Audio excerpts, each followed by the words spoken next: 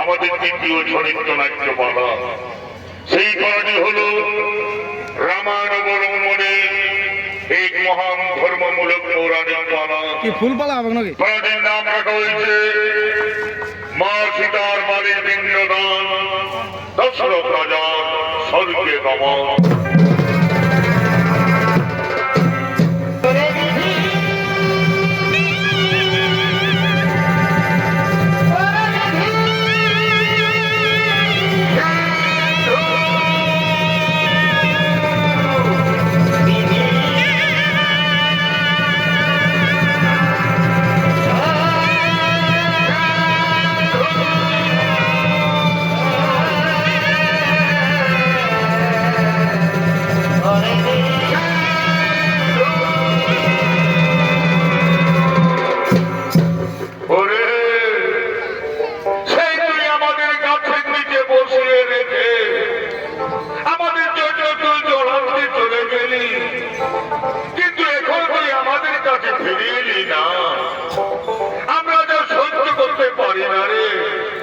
আমাদের জল কি মাথায় খুব ফেটে যায়। ওরে সিন্ধু, কেন তুই এখনো আমাদের কাছে ফিরে আসছিস না? সিন্ধু,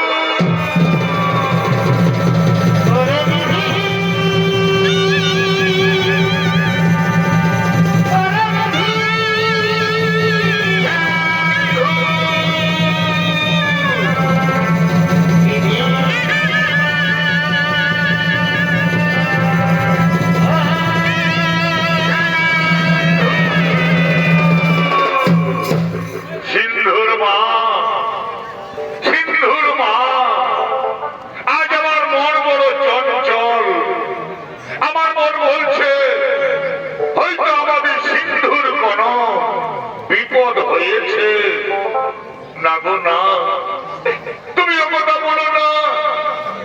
আমাদের সিন্ধুর কোনো বিপদ হতে পারেনি। সে আসবে, সে আমাদের কাছে জল নিয়ে আসবে, আমাদের জল খাওয়াবে, আমরা প্রাণ ফিরে পাবো। তুমি কেঁদো না, তুমি কেঁদো না। সিন্ধুর মা, সিন্ধুর মা, ওই তো আমাদের সিন্ধুর পায়ের শব্দ শোনা যাচ্ছে। আমাদের সিন্ধু আসছে, আমাদের সিন্ধু জল নিয়ে আমাদের কাছে আসছে। ওরে সিন্ধু, এতদিন দেরি করলি? আয় বাবা, তুই আমাদের কাছে তাড়াতাড়ি আয়, আমাদের জল খাওয়া, আমাদের প্রাণ বাঁচা। দে সিন্ধু, দে বাবা, তুই আর দেরি করছিস না রে, তুই তাড়াতাড়ি। আপনি? আমাদের সিন্ধু তো এমন ভাবে আমাদের জল খাওয়াইনি। তবে কে আপনি? পরিচয় দেন, তা না হলে অভিশাপ দেব। মুনিবর, আমি অযোধ্যার মহারাজ দশরথ। অযোধ্যার মহারাজ দশরথ, আপনি এসেছেন? হে রাজন, আমাদের সিন্ধুর সাথে আপনার কি দেখা হয়েছে? আমাদের সিন্ধু গেছিল ওই নদীর পারে জল আনতে, তার সাথে আপনার কি দেখা হয়েছে? মুনিবর, আজ আমি মহাপাপী। মুনিবর, আজ আমি মহাপাপী রাজা দশরথ। কেন রাজা, কি পাপ করেছো তুমি? আমাদের কাছে বলো, কি পাপ করেছো তুমি? মুনিবর, আপনাদের সিন্ধু ওই নদীতে জল তুলতেছিল, আমি মৃগীর অপেক্ষা করে বসেছিলাম। আমি মনে মনে ভাবলাম হয়তো কোনো হরিণী জল পান করছে। আমি আর কাল বিলম্ব না করে আমি আমার শক্ত বেদি বাণ নিক্ষেপ করি, আর সেই বাণে আপনাদের সিন্ধুকে আমি হত্যা করেছি। মুনিবর, আমি হত্যা করেছি।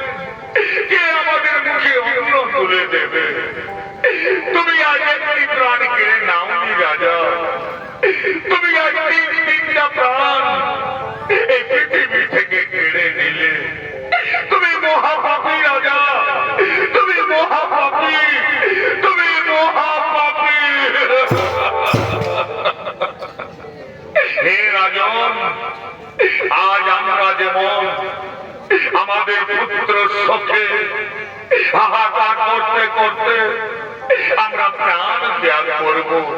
ঠিক একদিন তুমিও তোমার পুত্র শোকে হাহাকার করতে করতে তুমি প্রাণ হারাবে রাজা। এই হলো অন্ধমুনি অভিশাপ।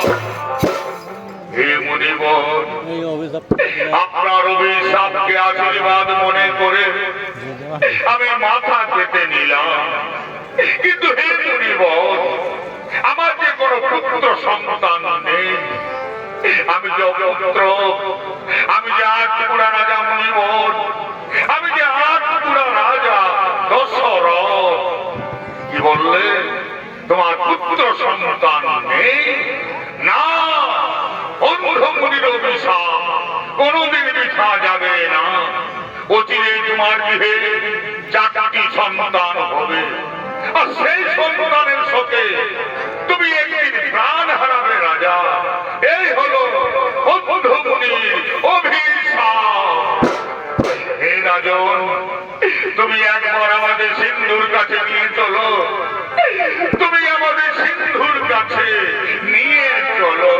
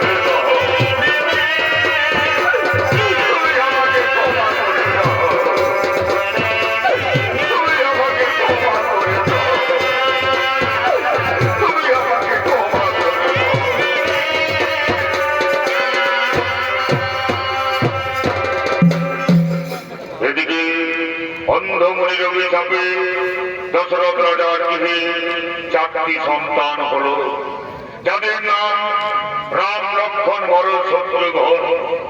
তারা ধীরে ধীরে সর্ববিদ্যায় পারদর্শী হলেন। রামচন্দ্র তারকা রাক্ষসকে বধ করলেন, অহল্যা উদ্ধার করলেন, হরধন ভঙ্গ করে মা সীতাকে বিবাহ করে রামচন্দ্র অযোধ্যার রাজ দরবারে ফিরে এলেন। এদিকে অযোধ্যার রাজ দরবারে মহারাজ দশরথ এবং তার মন্ত্রী সেনাপতিগণ আগমন করছে। ভালো নাই, ভালো নাই, বুঝতে পারি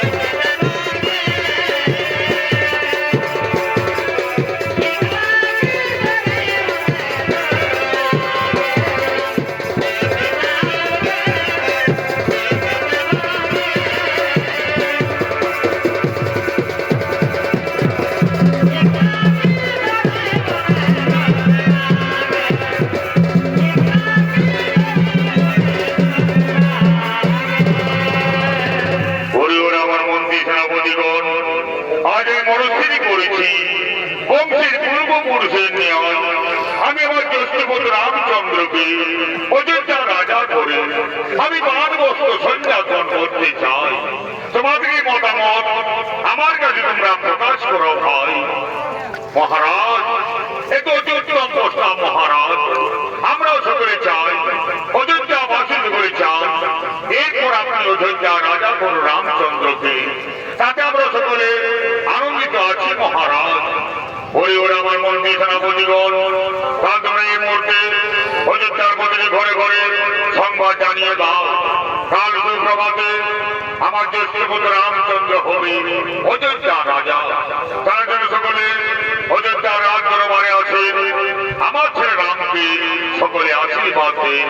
তাই তোমরা এই মুহূর্তে অযোধ্যার মধ্যে ঘরে ঘরে সংবাদ জানিয়ে দাও। তাই হবে মহারাজ, তাই হবে।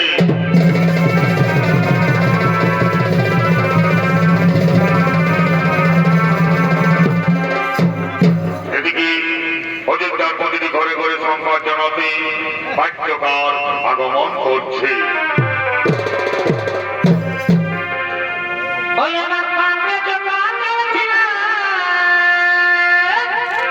রাম রাম রাম রাম রাম রাম রাম রাম রাম রাম।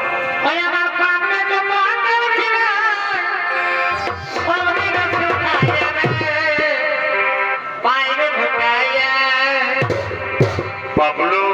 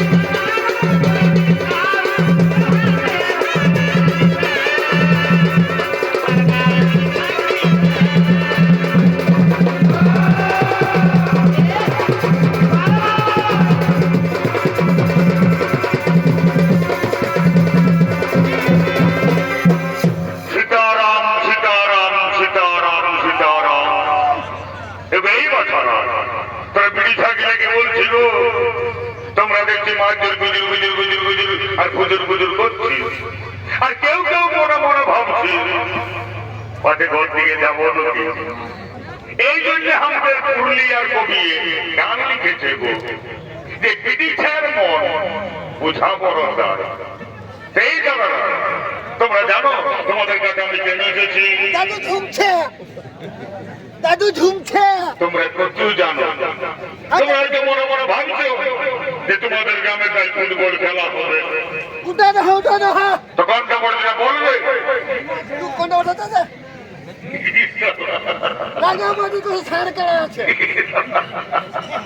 তো ভালো করে বলবে। দাদু আমার মনে হচ্ছে সারা মহাদেকা জাতি ডিঙ্গিনাং হয়ে সব ভুলিয়ে দিয়েছে। ভুলি নাই, ভুলি নাই। তো ভালো করে বল। রাঙা মাঝে খাই দিয়েছি 2 কিলো।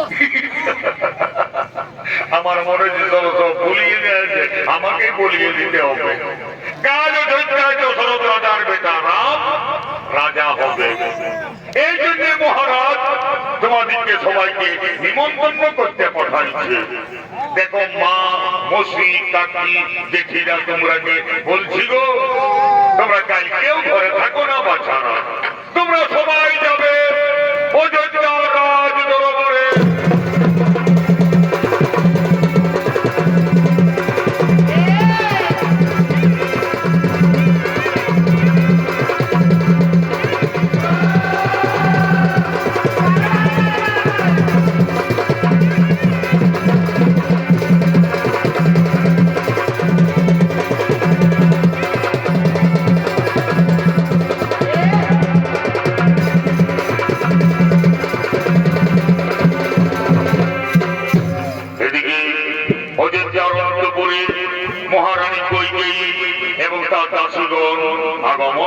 বলছি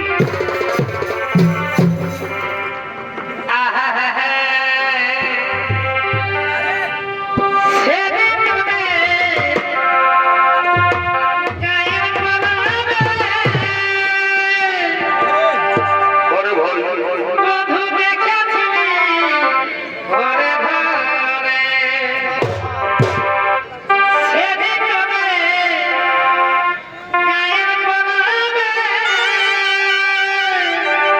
আচ্ছা আচ্ছা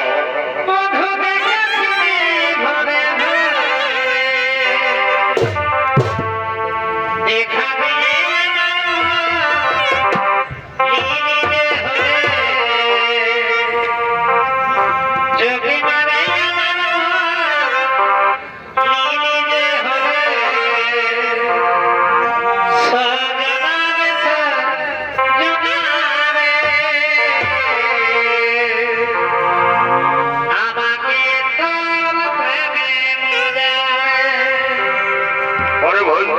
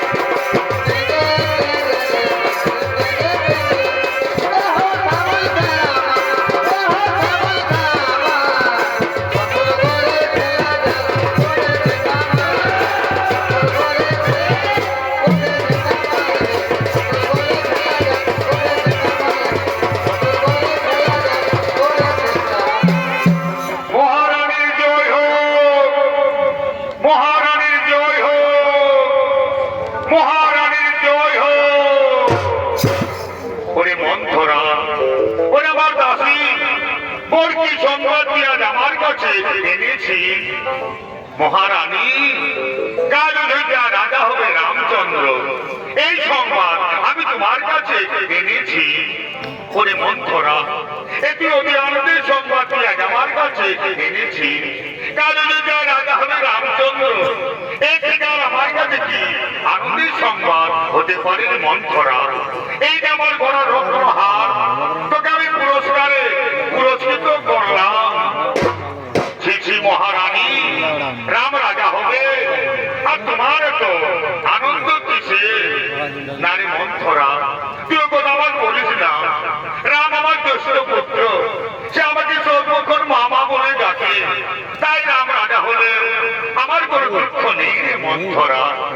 মহারানী, তুমি ভেবে দেখো, রাম রাজা হলে ভরত হবে রামের দাস, আর তুমি হবে কৌশল্যার দাসী। তার থেকে তোমার মৃত্যু অনেক ভালো রানী। তুমি মরে যাও, তুমি মরে যাও। নারে মন্থরা, তুই কথা আমার বলিস না। রামকে আমি ভরতের থেকেও অনেক ভালোবাসি, সে আমাকে সর্বক্ষণ মামা বলে ডাকে, তাই রাম রাজা হলে আমার কোনো দুঃখ নেই রে মন্থরা। মহারানী, তুমি ভেবে দেখো, আর তুমি যদি আমার কথাই চলো, তবে আমি তোমার ছেলে ভরতকে অযোধ্যা রাজা করে দেব। কেমন করে ওখানে দাসী আমার ছেলে ভরত অযোধ্যা রাজা? বলতুই কেমন করে হবে আমার ছেলে ভরত অযোধ্যা রাজা? মহারানী, পূর্বে দেবতা দানবদের যুদ্ধে মহারাজ কত বিপদ এসেছিলেন, তখন মহারাজকে তুমি সেবা যত্ন করে ভালো করেছিলে। তখন মহারাজ তোমাকে দুটি বর দিতে চেয়েছিল। আজ তুমি মহারাজের কাছে সেই দুটি বর চেয়ে নাও। এক মনে করো তোমার ছেলে ভরত অযোধ্যা রাজা, আর এক মনে করো রামকে 14 বছর বনবাসী। হেরে মন্থরা, আজ আমি তাই করবো। আজ আমি মহারাজের কাছে দুটি বর চাইবো। এক মনে করবো আমার ছেলে ভরত অযোধ্যা রাজা, আর এক মনে করবো রামকে 14 বছর বনবাসী।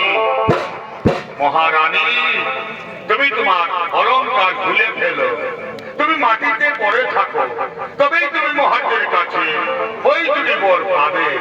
ওই তো মহারাজ তোমার কাছে আসছেন। এখন আমি আসি রানী, এখন আমি আসি। মহারানী,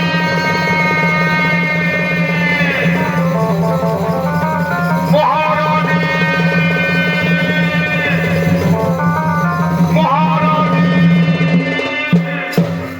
একই রানী, কেন আনন্দের দিনে মাটিতে পড়ে আছো? কেন তোমার সর্বাঙ্গ অলঙ্কার নেই? কেন তোমার দুটোকে শ্রাবণের ধারা বইছে?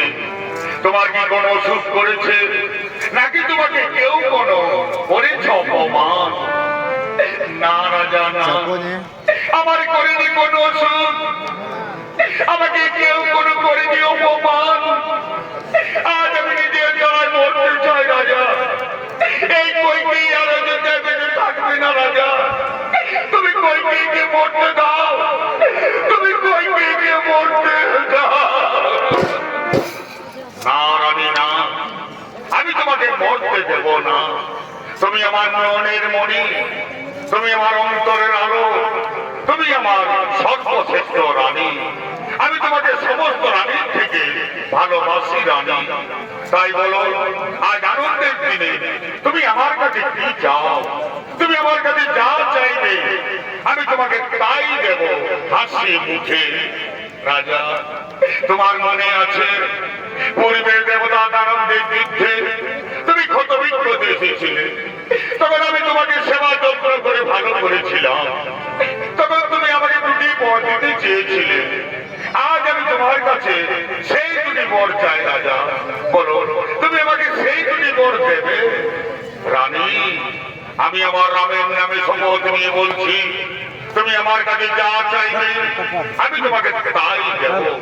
বলো রানী, বলো তুমি আমার কাছে কি পেলে আজ আনন্দিত হবে?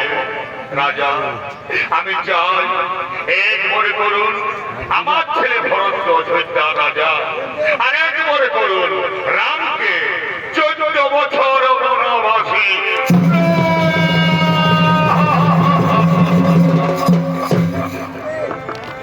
না রানী না, তুমি এই বর আমার কাছে চেও না, তুমি অন্য বর আমার কাছে যাও। তুমি অন্য বর আমার কাছে যা চাইবে আমি তোমাকে তাই দেব, কিন্তু তুমি আমার কাছে এই বরে চেও না। না রাজা না, অন্য বরে আমার প্রয়োজন নেই রাজা। যদি আপনি আমাকে দেবেন দুটি বর, এক মনে করুন আমার ছেলে ভরত অযোধ্যা রাজা, আর এক মনে করুন রামকে 14 বছর বনবাসী।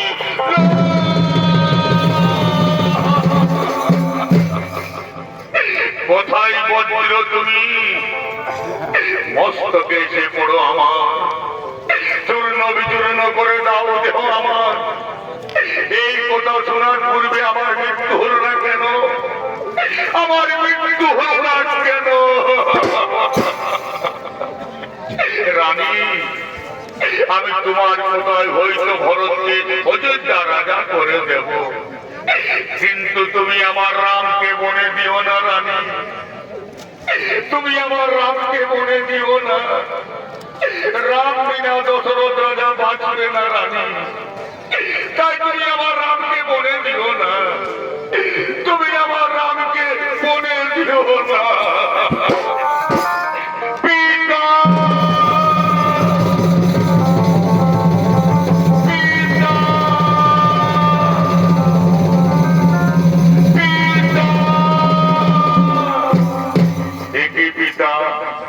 কেন সিংহাসন ছেড়ে মাটিতে পড়ে আছে?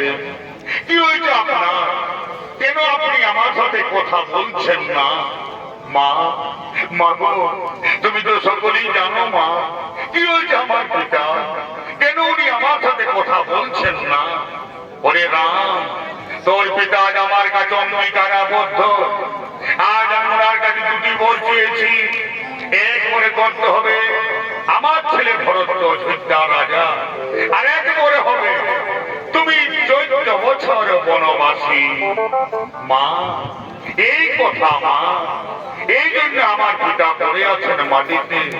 না পিতা না, উঠুন আপনি সিংহাসন গ্রহণ করুন। ভরতকে কোন অযোধ্যা রাজা, রাম হবে 14 বছর বনবাসী। হে পিতা, আজ আমার কি বরং সৌভাগ্য যে আমি আমার পিতা মাতার ঋণ শোধ করতে আমি চলে যাব 14 বছর বনবাসে। বিদায় পিতা, বিদায় মাতা, বিদায় অযোধ্যাবাসী, তোমরা আমাকে বিদায় দাও। রাম, তুই আমাকে ছেড়ে যাচ্ছ রাম, তুই আমাকে ছেড়ে যাচ্ছ। বিদায় পিতা, বিদায় মাতা।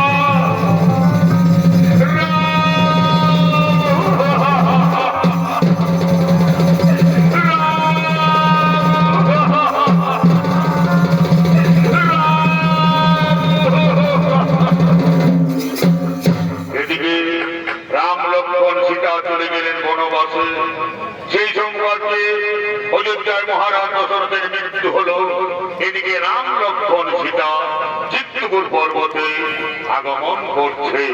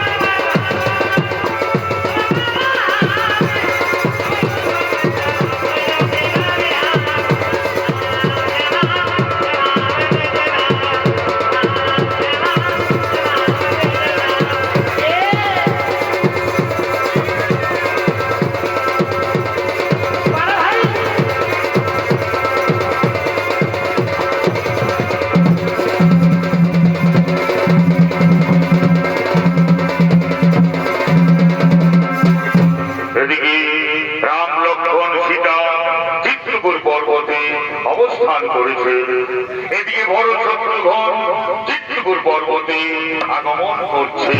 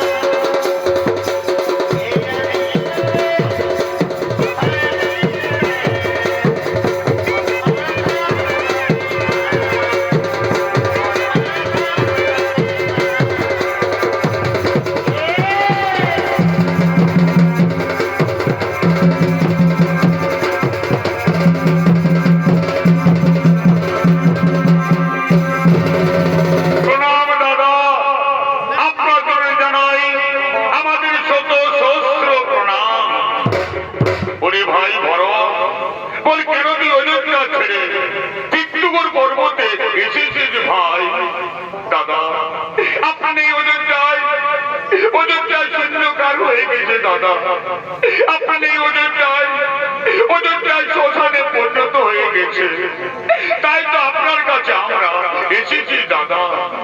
ওরে ভাই বড় বলে ছিল বলে কুশলে আছেন তো? আমার পিতা আমার মাতারা কেমন আছেন ভাই? দাদা ও কথা আপনি বলবেন না দাদা। আপনি চলে এলেন বনবাসে, আর আপনার শোকে আমাদের পিতা হারাম হারাম করতে করতে তিনি চলে গেলেন স্বর্গবাসে। পিতা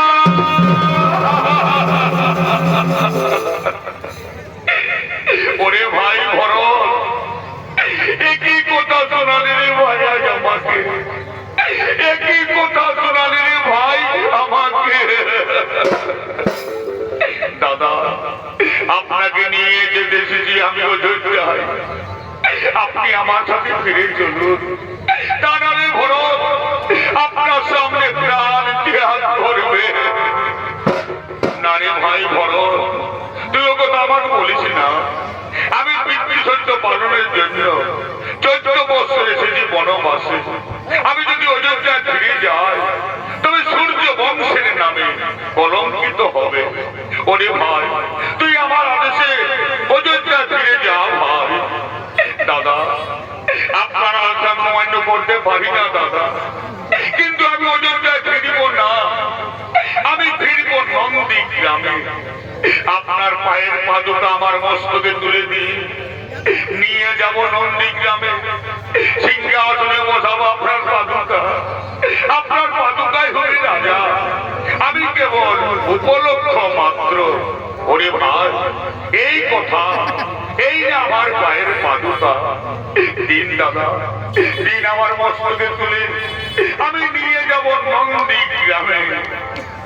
দাদা আজ ভরতের শেষ নিবেদন, আমি এক এক দিন গুনে গুনে 14 বৎসর পার করব।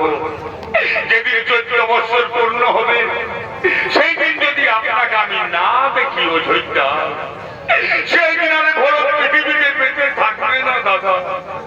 সেদিন এই ভরত মরবে, তাকে কেউ রক্ষা করতে পারবে না, কেউ না, কেউ না। ওরে ভাই ভরত আমি তোকে কথা দিলাম, যেদিন 14 বৎসর পূর্ণ হবে সেই দিন আমি অবশ্যই ফিরব অযোধ্যায়। এবার তুই ফিরে যা ভাই। বিদায় দাদা, বিদায় দাদা। ভরত, বিদায় দাদা।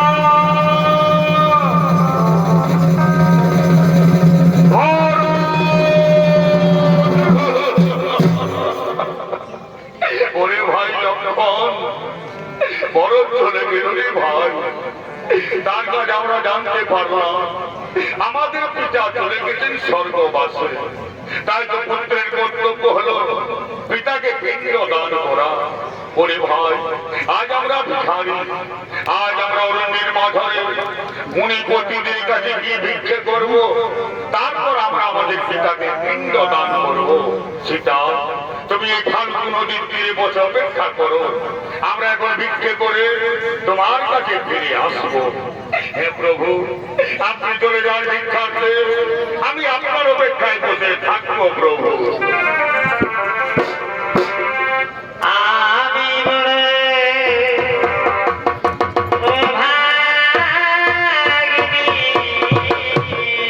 আজ ভগবান দাঁড়িয়ে দাঁড়িয়ে ভিক্ষে করছে। ভগবানেরা,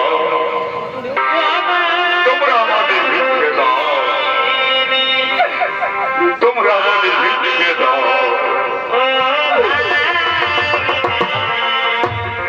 আজ ভগবান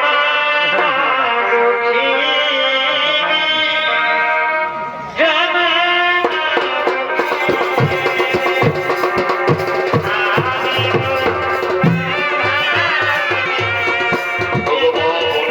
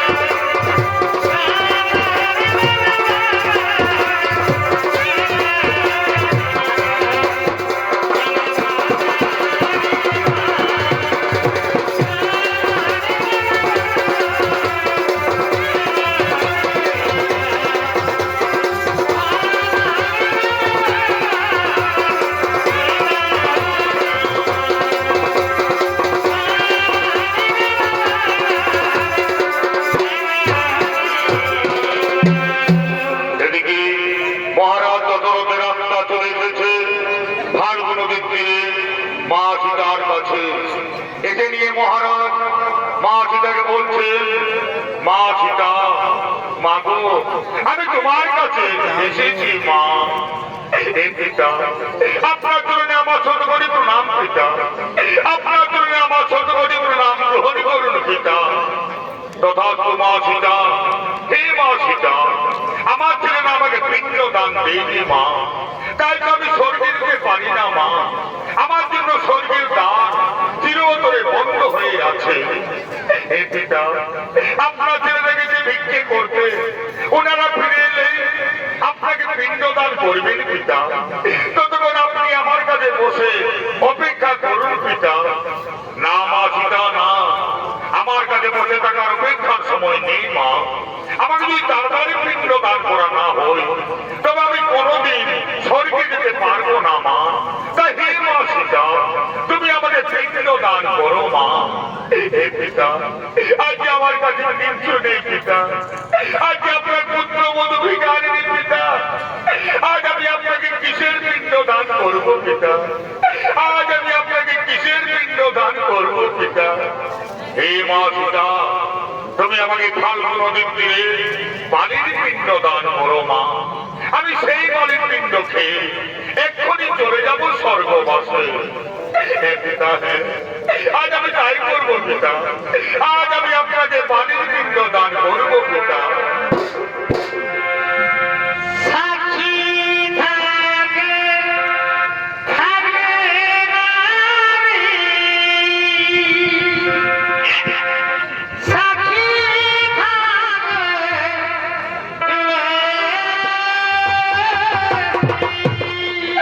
ওরে ফাল্গু নদী, ওরে তুলসী, আজ তোমরা সাক্ষী থাকো।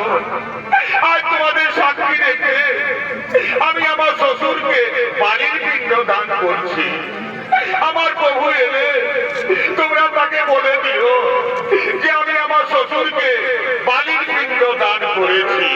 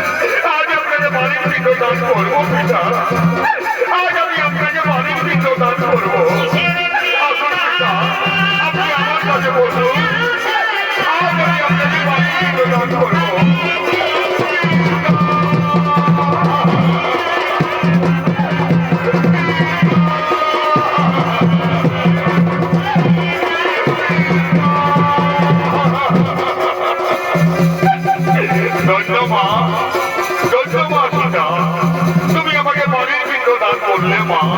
ওই তো স্বর্গের দ্বার খুলে গেল। হে মা, ওই তো স্বর্গের দ্বার খুলে গেল। এবার আমি চলে যাবো স্বর্গবাসে, এবার আমি চলে যাবো স্বর্গবাসে। এবার তুমি আমাকে বিদায় দাও মা, এবার তুমি আমাকে বিদায় দাও। না পিতা, না, তুমি আমাকে ছেড়ে চলে যেও না পিতা, তুমি আমাকে ছেড়ে চলে যেও না। তুমি আমাকে ছেড়ে গেলে আমি আর বাঁচবো না পিতা, আমি আর বাঁচবো না।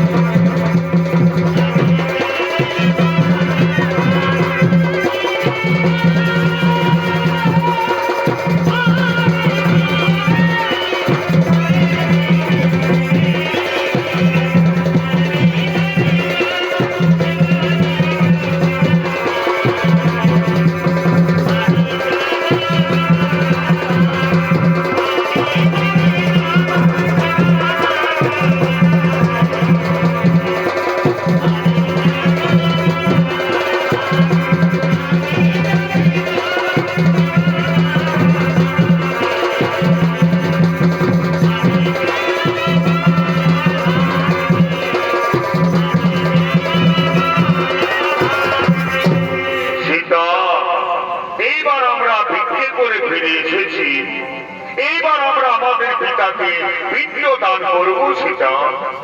হে প্রভু, আপনি চলে গেলেন ভিক্ষা করতে, তখনই আমাদের পিতা আমার কাছে এসেছিলেন এই ফাল্গু নদীর তীরে।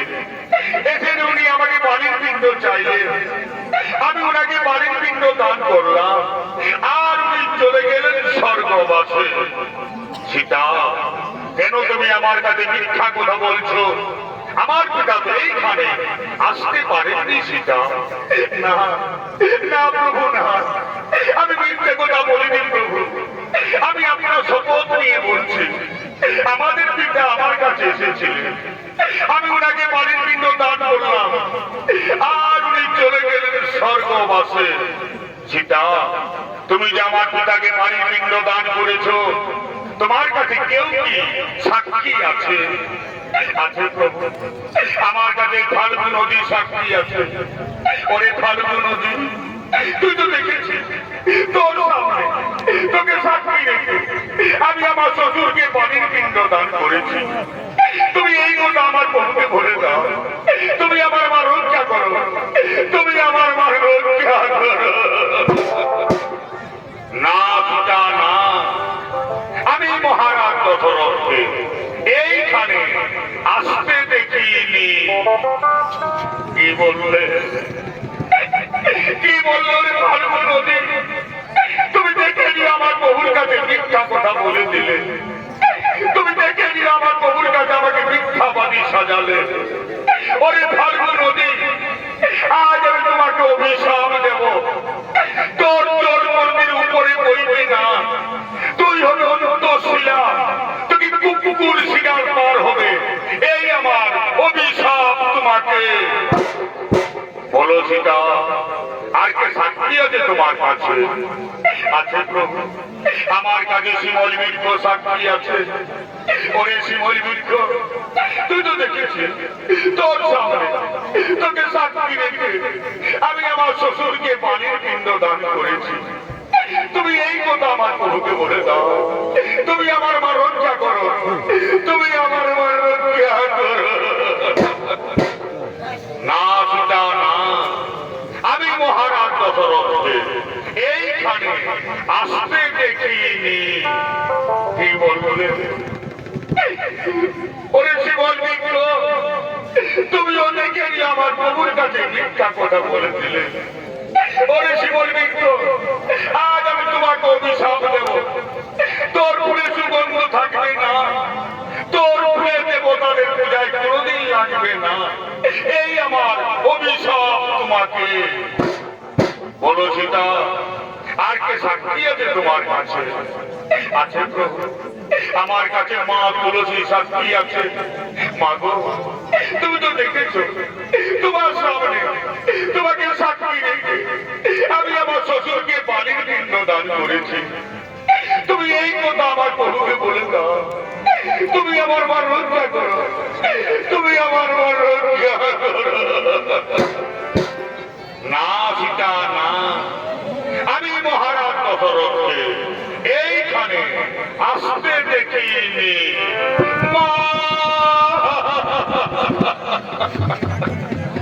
মা গো, তুমি মিথ্যা কথা বলে দিলে মা, তুমি দেখে নিয়ে আমার প্রভুর কাছে আমাকে মিথ্যাবাদী সাজালে। হে মা তুলসী, আজ আমি তোমাকে অভিশাপ দেব, তোর কাছে যেখানে সেখানে পার হবে, তোমাকে কুকুরও ঘৃণা করবে, এই আমার অভিশাপ তোমাকে। বলো সীতা, আর কে সাক্ষী আছে তোমার কাছে? আছে প্রভু, আমার কাছে বটবৃক্ষ সাক্ষী আছে। ওরে বটবৃক্ষ, তুই তো দেখেছিস, তোর সামনে তোকে সাক্ষী রেখে আমি আমার শ্বশুরকে বাড়ির পিণ্ড দান করেছি। তুমি এই কথা আমার প্রভুকে বলে দাও, তুমি আমার মা রক্ষা করো, তুমি আমার মা রক্ষা করো। হে মা সীতা, হে প্রভু রামচন্দ্র, আপনি চলে গেলেন ভিক্ষা করতে, তখনই আপনার পিতা মহারাজ এসেছিলেন ফাল্গু নদীর তীরে। এসে নিয়ে মহারাজ মা সীতাকে বাড়ির পিণ্ড চাইলেন। মা সীতা মহারাজকে বাড়ির পিণ্ড দান করলেন। তখনই মহারাজ চলে গেলেন স্বর্গবাসী। এটা আমি নিজের চোখে দেখেছি প্রভু। আমি জীবনে মনে মিথ্যা কথা বলিনি প্রভু। মা সীতা যা বলেছেন তা সম্পূর্ণ সত্য ঘটনা প্রভু। ধন্য ধন্য রে বটবৃক্ষ, তুমি আজ আমার মান রক্ষা করলে। ওরে বটবৃক্ষ, আজ আমি তোমাকে আশীর্বাদ দেব। সত্যতে তোর কলি যার যুক্তি অমর হয়ে থাকবি। তোর পাতা তোর গাছ থেকে কোনদিন ঝরে শেষ হবে না। তোর ছায়া থাকবে শান্তি শীতল সিদ্ধ। তোর ছায়া দিতে যেজন বসবে সেই চির শান্তির থাকবে। তুই চিরদিন অক্ষয় পথ হয়ে থাকবি। এই আমি তোমাকে আশীর্বাদ দান করলাম প্রভু। এবার তার মিথ্যে বলিনি প্রভু, এবার আর মিথ্যে বলিনি। উঠো সীতা, আমি প্রমাণ পেলাম সত্য তুমি আমার পিতাকে পানির পিণ্ড দান করেছ। তাই নারী হয়ে জগতের মুখে পিণ্ড দান রেখাও দিই যুগে যুগে মানবের মুখে অমর হয়ে থাকবে। এই আমি তোমাকে আশীর্বাদ দান করলাম। শুনো সীতা, শুনো ভাই লক্ষণ, এবার আমরা চিত্তপুর পর্বত ছেড়ে চলে যাব পঞ্চবটি বনে। আজ তো হাত তুলে বলবে কৃষ্ণ না, রাধে রাধে পূর্ণ হবে